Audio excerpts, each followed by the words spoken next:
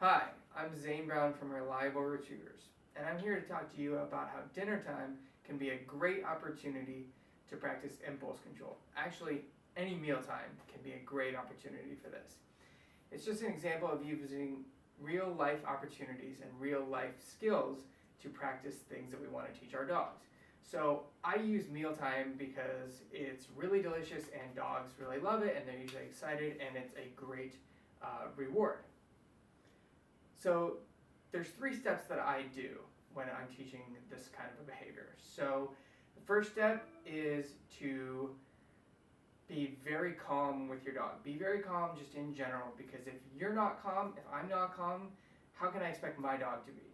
The second one is to have a good solid foundation of obedience behaviors like sit, down, stay, things like that. Eye contact is another good one. And then number 3 is manage what's going on around you. Manage the environment, manage your dog, and that will help you set them up for success. Okay, so first step, I'm breaking it down. So remaining calm. Basically what I mean by that is I don't do a lot of arm movements. I don't do a lot of, I'm not dancing around. I'm not getting my dog super excited before meal times, because that just causes excess behaviors that I then have to deal with. So the best thing to do is just to be very calm. Don't get them amped up for dinner. Trust me, they will be excited enough as is, and it's just going to make your job harder if you get them excited. So the best thing, just take deep breaths, relax, and just be very calm. Try and keep things quiet in the environment. And yeah, as long as you're not dancing or running around getting your dog amped up for dinner time, you should be a-okay. Alright, this is Zane again. We're on to the second step. So now I'm going to talk about obedience. So, seems pretty self-explanatory. As long as your dog knows a few basic things, sit, down, stay, things like that. Anything you can ask for as a good as a good behavior as a good behavior, you should be a-okay. And I'm going to quickly demonstrate one right now. I hope you're ready, Jeff. I'm going to demonstrate one with my dog. And he's currently sit. Good boy. Okay, so it's as simple as that. I'm just asking for good behaviors and things like that. That's basically what I mean by obedience. You can choose whatever you want. Doesn't have to be sit. Another behavior I like, which I will demonstrate in a little bit, is eye contact, because it helps give him something to focus on besides the food. So eye contact meaning he looks up at me, and that's basically what I mean by eye contact. It just gives him something to do other than looking at the food. All right, moving on to the next step. All right, so I hope you can see me. I'm going to bend down in a second, but we're on to the third step here. So the third step is where you get a little bit more hands-on with things.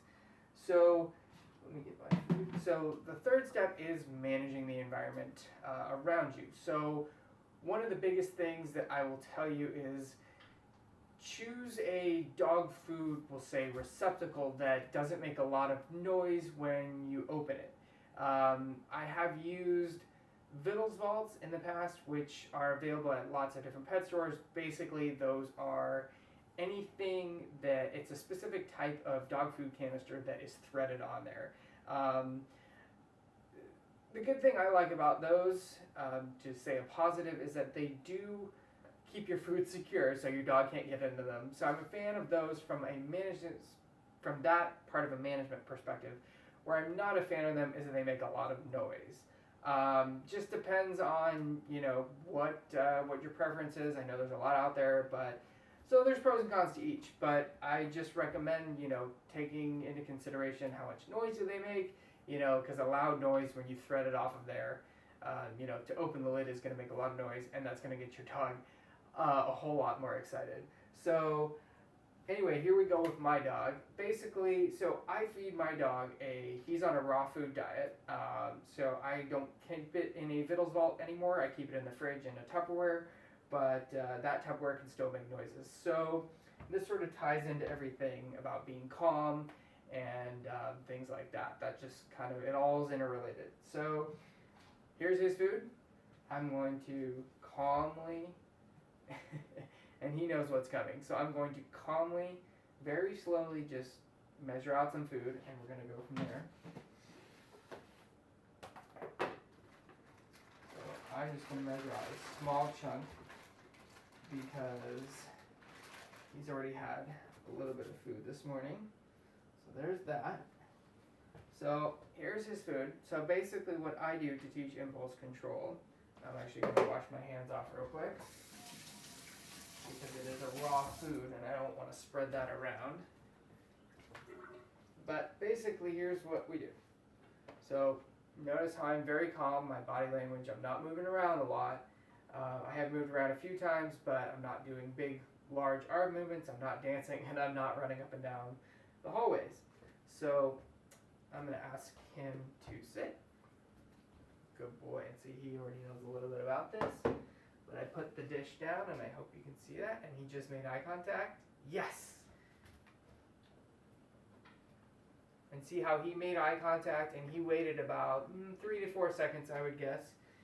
Anyway, it was a good amount of time, and he's loving it, and this is his reward. So that's one of the ways I teach impulse control at dinner time. It's a very good motivator. He loves his raw food. It's delicious, and as you can see, he's already done.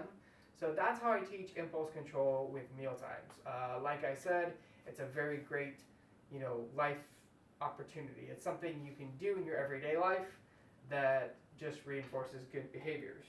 So that is all for now, and I hope you enjoyed this video. Again, this is Zane Brown from Reliable Retrievers.